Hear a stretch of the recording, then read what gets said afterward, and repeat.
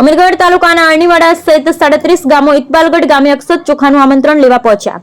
ઇકબાલગઢ રામજી મંદિર ખાતે અક્ષત ચોખાનું આમંત્રણ લેવા પહોંચતા ઇકબાલગઢના રામ ભક્તો દ્વારા ભવ્ય સ્વાગત કરવામાં આવી રહ્યું છે।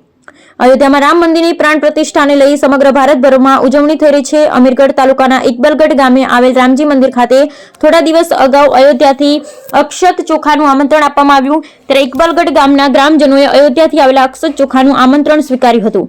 ત્યારે ઇકબાલગઢ રામજી મંદિર દ્વારા અમીરગઢ તાલુકાના 57 થી વધુ ગામોને અક્ષત ચોખાનું આમંત્રણ આપવામાં આવ્યું। ત્યારે 5 દિવસથી અમીરગઢ તાલુકાના ગામોના મંડળો દ્વારા અક્ષત ચોખાનું આમંત્રણ લેવા ઇકબાલગઢ રામજી મંદિર ખાતે પહોંચતા ઇકબાલગઢ રામ ભક્તો દ્વારા ભવ્ય સ્વાગત કરવામાં આવી રહ્યું હતું। ત્યારે રામજી મંદિર દ્વારા આમંત્રણને લઈ અમીરગઢ તાલુકાના સવારથી લઈ સાંજ સુધી 37 થી વધુ ગામો અક્ષત ચોખાનું આમંત્રણ લેવા ડીજે તેમજ બાઇક ગાડીઓ ટ્રેક્ટરો અન્ય વાહનો લઈ જઈ શ્રી રામના નાદ સાથે ઇકબાલગઢ રામજી મંદિર ખાતે અક્ષત ચોખાનું આમંત્રણ લઈ પરત પોતપોતાના ગામે પહોંચ્યા હતા।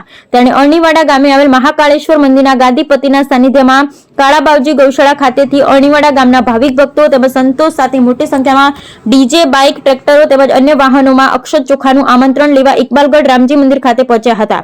ત્યારે ઇકબાલગઢ રામ ભક્તો દ્વારા ભવ્ય સ્વાગત કરવામાં આવ્યું તેમજ અક્ષત ચોખાનું આમંત્રણ લઈ પરત ગૌશાળા લાવવામાં આવ્યું। ત્યારે અમીરગઢ તાલુકાના ગામમાં લાવેલ અક્ષત ચોખા ઘરે ઘરે અક્ષત ચોખાનું આમંત્રણ આપવામાં આવશે અને અયોધ્યામાં રામ મૂર્તિ પ્રાણ પ્રતિષ્ઠા નિમિત્તે ઘરે ઘરે દિવાળી તહેવાર જેવી ઉજવણી કરવામાં આવે છે। બ્યુરો રિપોર્ટ ભરત ઠક્કર, ડીસા, બનાસકાંઠા। અયોધ્યાથી જે આપણા પવિત્ર અક્ષત આવ્યા છે એ અક્ષત લેવા માટે આજ આપણે અમીરગઢ તાલુકાના માનપુરિયા ગામથી બધા સર્વ ગામજનો આવ્યા છે। દરેક ગામજનોમાં અંદર એક અલગ આનંદ દેખાઈ રહ્યો છે અને દરેક આ અક્ષત ધૂમધામથી એમના ગામ લઈ જશે અને પછી દરેક ઘરે ઘરે પહોંચાડશે। જય શ્રી રામ।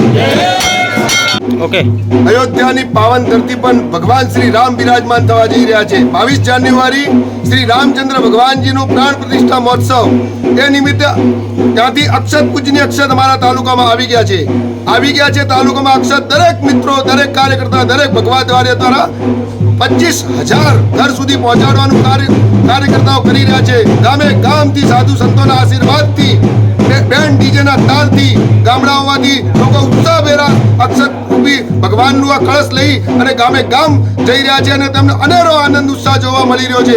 આજે ઇકબાલગઢ રામનગર પ્રખંડ ભગવામય રામમય થઈ ગયું છે। બોલો સિયાવર। ઓકે, જય જય શ્રી રામ, જય શ્રી રામ, જય શ્રી રામ, જય શ્રી રામ। અયોધ્યાથી અક્ષત આવેલા હતા રામજી મંદિર ઇકબાલગઢ ખાતે, તો અરણીવાડાના ગામજનો બધા ભેગા થઈ કાળાબાવજીના આશ્રમથી સાધુ સંતો સાથે અમે રામજી મંદિર ઇકબાલગઢ પહોંચ્યા। ડીજે સાથે બાઇક સવારી હતી, ગાડીઓની સવારી, રિક્ષાઓ, ટ્રેક્ટરો, બહુ મોટી સંખ્યામાં પબ્લિક અમારી રામજી મંદિર ઇકબાલગઢ ખાતે પહોંચી। ત્યાં અમારું સ્વાગત કરવામાં આવ્યું। ત્યાંથી અમને અક્ષત, કંકોત્રી અને જે પણ આવેલી હતી કંકોત્રી તે અમને સોંપવામાં આવી। એ અમે લઈને કાળાબાવજીના મંદિરે, આશ્રમે, ડુંગરપુરીના મંદિરે મૂકવામાં આવી છે।